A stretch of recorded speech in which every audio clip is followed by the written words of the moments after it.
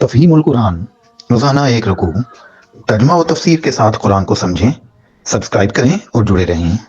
یا ایھا الناس اعبدوا ربکم الذی خلقکم والذین من قبلکم لعلکم تتقون۔ لوگو، بندگی اختیار کرو اپنے اس رب کی جو تمہارا اور تم سے پہلے جو ہو گزرے ہیں ان سب کا خالق ہے۔ تمہارے بننے کی توقع اسی صورت سے ہو سکتی ہے۔ لوگو، اگرچہ قرآن کی دعوت تمام انسانوں کے لیے عام ہے، مگر اس دعوت سے فائدہ اٹھانا یا نہ اٹھانا لوگوں کی اپنی آمادگی پر اور اس آمادگی کے مطابق اللہ کی توفیق پر منحصر ہے۔ لہذا پہلے انسانوں کے درمیان فرق کر کے واضح کر دیا گیا کہ کس قسم کے لوگ اس کتاب کی رہنمائی سے فائدہ اٹھا سکتے ہیں اور کس قسم کے نہیں اٹھا سکتے۔ اس کے بعد اب تمام نوع انسانی کے سامنے وہ اصل بات پیش کی جاتی ہے جس کی طرف بلانے کے لیے قرآن آیا ہے۔ تمہارے بچنے کی توقع، یعنی دنیا میں غلط بینی اور غلط کاری سے اور آخرت میں خدا کے عذاب سے بچنے کی توقع۔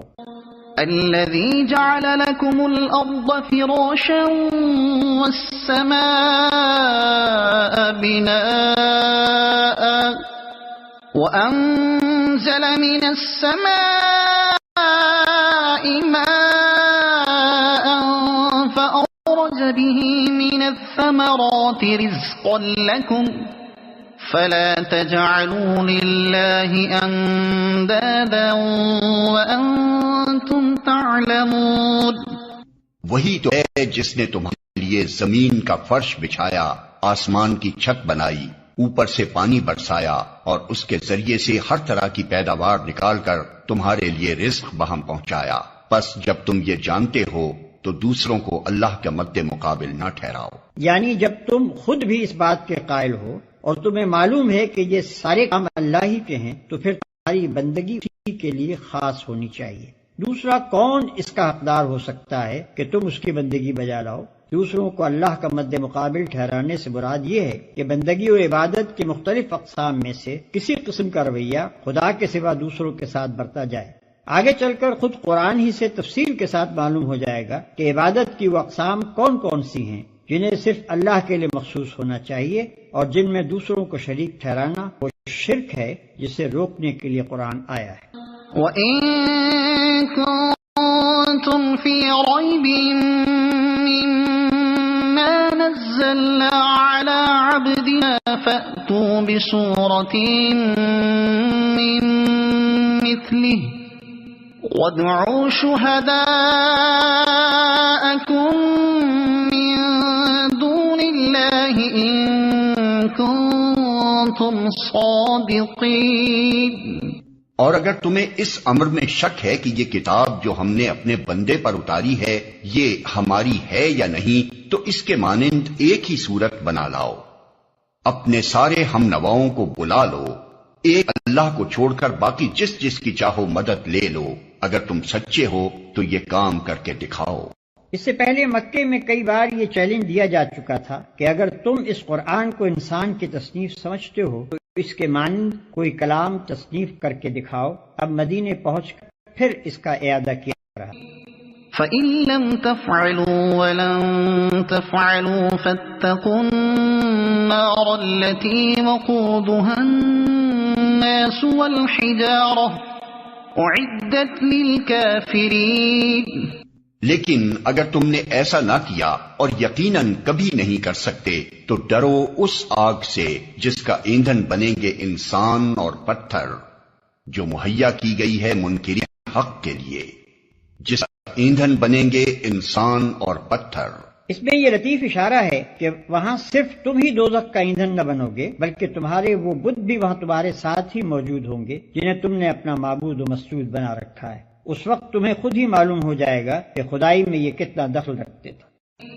وَبَشِّرِ الَّذِينَ آمَنُوا وَعَمِلُوا الصَّالِحَاتِ أَنَّ لَهُمْ جَنَّاتٍ تَجْرِي مِن تَحْتِهَا الْأَنْهَارُ كُلَّمَا رُزِقُوا مِنْهَا مِن ثَمَرَةٍ رِزْقًا قالوا هذا الذي رزقنا من قبل وأتوا به متشابها وَلَهُمْ فِيهَا أَزْوَاجٌ مُطَهَّرَةٌ وَهُمْ فِيهَا خَالِدُونَ۔ اور اے پیغمبر، جو لوگ اس کتاب پر ایمان لے آئیں اور اس کے مطابق اپنے عمل درست کر لیں، انہیں خوشخبری دے دو کہ ان کے لیے ایسے باغ ہیں جن کے نیچے نہریں بہتی ہوں گی۔ ان باغوں کے پھل صورت میں دنیا کے پھلوں سے ملتے جلتے ہوں گے۔ جب کوئی پھل انہیں کھانے کو دیا جائے گا تو وہ کہیں گے کہ ایسے ہی پھل اس سے پہلے دنیا میں ہم کو دیے جاتے تھے۔ ان کے لیے وہاں پاکیزہ بیویاں ہوں گی اور وہ وہاں ہمیشہ رہیں گے۔ جب کوئی پھل انہیں کھانے کو دیا جائے گا تو وہ کہیں گے کہ ایسے ہی پھل اس سے پہلے دنیا میں ہم کو دیے جاتے تھے۔ یعنی نرالے اور اجنبی پھل نہ ہوں گے جن سے وہ نامانوس ہوں، شکل میں انہی پھلوں سے ملتے جلتے ہوں گے جن سے وہ دنیا میں آشنا تھے، البتہ لذت میں وہ ان سے بدرجہ زیادہ بڑھے ہوئے ہوں گے۔ دیکھنے میں مثلا آم اور انار اور سنترے ہی ہوں گے۔ اہل جنت ہر پھل کو دیکھ کر پہچان لیں گے کہ یہ آم ہے اور یہ انار ہے اور یہ سنترا، مگر مزے میں دنیا کے آموں اور اناروں اور سنتروں کو ان سے کوئی نسبت نہ ہوگی۔ ان کے لیے وہاں پاکیزہ بیویاں ہوں گی۔ عربی متن میں ازواج کا لفظ استعمال ہوا ہے جس کے معنی ہے جوڑے، اور یہ لفظ شوہر اور بیوی دونوں کے استعمال ہوتا ہے۔ شوہر کے لیے بیوی زوج ہے اور بیوی کے لیے شوہر زوج، مگر وہاں یہ ازواج پاکیزگی کی صفت کے ساتھ ہوں گے۔ اگر دنیا میں کوئی مرد نیک ہے اور اس کی بیوی نیک نہیں ہے تو آخرت میں ان کا رشتہ کٹ جائے گا اور اس نیک مرد کو کوئی دوسری نیک بیوی دے دی جائے گی۔ اگر یہاں کوئی عورت نیک ہے اور اس کا شوہر بد تو وہاں وہ اس برے شوہر کی صحبت سے خلاصی پا جائے گی اور کوئی نیک مرد اس کا شریک زندگی بنا دیا جائے گا۔ اور اگر یہاں کوئی شوہر اور بیوی دونوں نیک ہیں تو وہاں ان کا یہی رشتہ ابدی و سرمدی ہو جائے گا۔ ان اللہ لا يستحی ان یضرب مثلا ما بعوضة فما فوقها فأما الذين آمنوا فيعلمون أنه الحق من ربهم۔ ہاں، اللہ اس سے ہرگز نہیں شرماتا کہ مچھر یا اس سے بھی حقیر تر کسی چیز کی تمثیلیں دے۔ جو لوگ حق بات کو قبول کرنے والے ہیں وہ انہی تمثیلوں کو دیکھ کر جان لیتے ہیں کہ یہ حق ہے جو ان کے رب ہی کی طرف سے آیا ہے۔ اللہ اس سے ہرگز نہیں شرماتا کہ مچھر یا اس سے بھی حقیر تر کسی چیز کی تمثیلیں دے۔ یہاں ایک اعتراض کا ذکر کیے بغیر اس کا جواب دیا گیا ہے۔ قرآن میں متعدد مقامات پر توضیح مدعا کے لیے مکڑی، مکھی، مچھر وغیرہ کی جو تمثیلیں دی گئی ہیں ان پر مخالفین کو اعتراض تھا کہ یہ کیسا کلام الہی ہے جس میں ایسی حقیر چیزوں کی تمثیلیں ہیں۔ وہ کہتے تھے کہ اگر یہ خدا کا کلام ہوتا تو اس میں یہ فضولیات نہ ہوتی۔ وَأَمَّا الَّذِينَ كَفَرُوا فَيَقُولُونَ مَاذَا أَرَادَ اللَّهُ بِهَذَا مَثَلًا يُضِلُّ بِهِ كَثِيرًا وَيَهْدِي بِهِ كَثِيرًا وَمَا يُضِلُّ بِهِ إِلَّا الْفَاسِقِينَ۔ اور جو ماننے والے نہیں ہیں وہ انہیں سن کر کہنے لگتے ہیں کہ ایسی تمثیلوں سے اللہ کو کیا سروکار۔ اس طرح اللہ ایک ہی بات سے بہتوں کو گمراہی میں مبتلا کر دیتا ہے اور بہتوں کو راہ راست دکھا دیتا ہے، اور گمراہی میں وہ انہی کو مبتلا کرتا ہے جو فاسق ہیں۔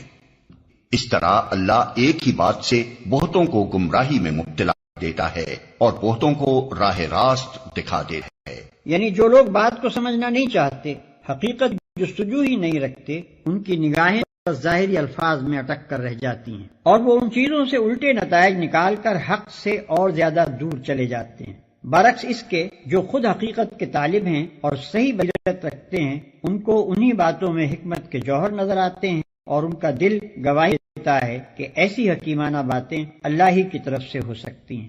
اور گمراہی میں وہ انہی کو مبتلا کرتا ہے جو فاسق ہیں۔ فاسق، نافرمان، اطاعت کی حد سے نکل جانے والا۔ الذين ينقضون عهد الله من بعد ميثاقه ويقطعون ما أمر الله به أن يوصل ويفسدون في الأرض أولئك هم خاسرون. اللہ کے عہد کو مضبوط باندھ لینے کے بعد توڑ دیتے ہیں. اللہ نے جسے جوڑنے کا حکم دیا ہے اسے کاٹتے ہیں اور زمین میں فساد برپا کرتے ہیں. حقیقت میں یہی لوگ نقصان اٹھانے والے ہیں. اللہ کے عہد کو مضبوط باندھ لینے کے بعد توڑ دیتے ہیں. بادشاہ اپنے ملازموں اور رعایا کے نام جو فرمان یا ہدایات جاری کرتا ہے ان کو عربی محاورے میں عہد سے تعبیر کیا جاتا ہے، کیونکہ ان کی تعمیل رعایا پر واجب ہوتی ہے. یہاں عہد کا لفظ اسی معنی میں استعمال ہوا ہے. اللہ کے عہد سے مراد اس کا وہ مستقل فرمان ہے کہ روح سے تمام نوع انسانی صرف اسی کی بندگی، اطاعت اور پرستش کرنے پر مامور ہے. مضبوط باندھ لینے کے بعد سے اشارہ اس طرف ہے کہ آدم کی تخلیق کے وقت تمام نوع انسانی سے اس فرمان کی پابندی کا اقرار لے لیا گیا تھا. سورہ اعراف آیت 172 میں اس عہد و اقرار پر نسبتاً زیادہ تفصیل کے ساتھ روشنی ڈالی گئی. اللہ نے جسے جوڑنے کا حکم دیا ہے اسے کاٹتے ہیں. یعنی جن روابط کے قیام اور استحکام پر انسان کی اجتماعی اور انفرادی فلاح کا انحصار ہے اور جنہیں درست رکھنے کا اللہ نے حکم دیا ہے ان پر یہ لوگ تیشہ چلاتے ہیں. اس مختصر سے جملے میں اس قدر وسعت ہے کہ انسانی تمدن و اخلاق کی پوری دنیا پر جو دو آدمیوں کے تعلق سے لے کر عالمگیر بین الاقوامی تعلقات تک پھیلی ہوئی ہے، صرف یہی ایک جملہ حاوی ہو جاتا ہے. روابط کو کاٹنے سے مراد محض تعلقات انسانی کا انقطاع ہی نہیں ہے، بلکہ تعلقات کی صحیح اور جائز صورتوں کے سوا جو صورتیں بھی اختیار کی جائیں گی وہ سب اسی ذیل میں آ جائیں گی، کیونکہ ناجائز اور غلط روابط کا انجام وہی ہے جو قطع روابط کا ہے، یعنی بین الانسانی معاملات کی خرابی اور نظام اخلاق و تمدن کی بربادی، اور زمین میں فساد برپا کرتے ہیں. ان تین جملوں میں فسق اور فاسق کی مکمل تعریف بیان کر دی گئی ہے. خدا اور بندے کے تعلق اور انسان کے تعلق کو کاٹنے یا بگاڑنے کا لازمی نتیجہ فساد ہے، اور جو اس فساد کو برپا کرتا ہے وہی فاسق ہے. كيف تكفرون بالله وكنتم أمواتا فأحياكم ثم يميتكم ثم يحييكم ثم إليه ترجعون.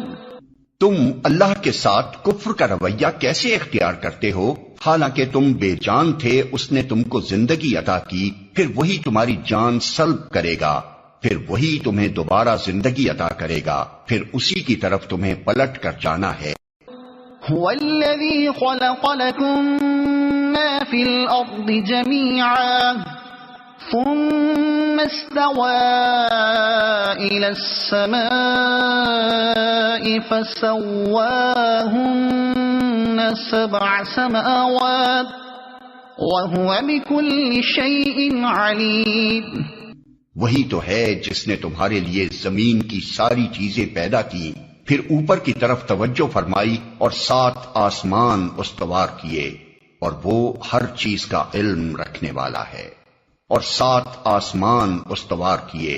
7 آسمانوں کی حقیقت کیا ہے اس کا تعین مشکل ہے. انسان ہر زمانے میں آسمان یا بالفاظ دیگر ماورائے زمین کے متعلق اپنے مشاہدات یا قیاسات کے مطابق مختلف تصورات قائم کرتا رہا ہے جو برابر بدلتے رہے ہیں. لہذا ان میں سے کسی تصور کو بنیاد قرار دے کر قرآن کے ان الفاظ کا مفہوم متعین کرنا صحیح نہ ہوگا. بس مجملاً اتنا سمجھ لینا چاہیے کہ یا تو اس سے مراد یہ ہے کہ زمین سے ماورا جس قدر کائنات ہے اسے اللہ نے 7 محکم طبقوں میں تقسیم کر رکھا ہے، یا یہ کہ زمین اس کائنات کے جس حلقے میں واقع ہے وہ 7 طبقوں پر مشتمل ہے، اور وہ ہر چیز کا علم رکھنے والا ہے. اس فقرے میں 2 اہم حقیقتوں پر متنبہ فرمایا گیا ہے. ایک یہ کہ تم اس خدا کے مقابلے میں کفر و بغاوت کا رویہ اختیار کرنے کی جرات کیسے کرتے ہو جو تمہاری تمام حرکات سے باخبر ہے، جس سے تمہاری کوئی حرکت چھپی نہیں رہ سکتی. دوسرے یہ کہ جو خدا تمام حقائق کا علم رکھتا ہے، جو در حقیقت علم کا سرچشمہ ہے، اس سے منہ موڑ کر بجز اس کے کہ تم جہالت کی تاریکیوں میں بھٹکو اور کیا نتیجہ نکل سکتا ہے. جب اس کے سوا علم کا اور کوئی منبع ہی نہیں ہے، جب اس کے سوا اور کہیں سے وہ روشنی نہیں مل سکتی جس میں تم اپنی زندگی کا راستہ صاف دیکھ سکو، تو آخر اس سے روگردانی کرنے میں کیا فائدہ تم نے دیکھا ہے؟ اگر آپ کو یہ ویڈیو پسند آئی ہو تو اسے لائک کریں، دوسروں تک پہنچانے کے لیے شیئر کریں، اور مزید ایسی ہی معلوماتی ویڈیوز کے لیے ہمارے چینل عبد المالک ہاشمی کو سبسکرائب ضرور کریں. نئی اپڈیٹس کے لیے بیل آئیکن دبائیں تاکہ آپ کو ہماری ہر نئی ویڈیو بر وقت مل سکے. آپ کی حوصلہ افزائی ہمیں مزید بہترین مواد بنانے میں مدد دے گی. شکریہ.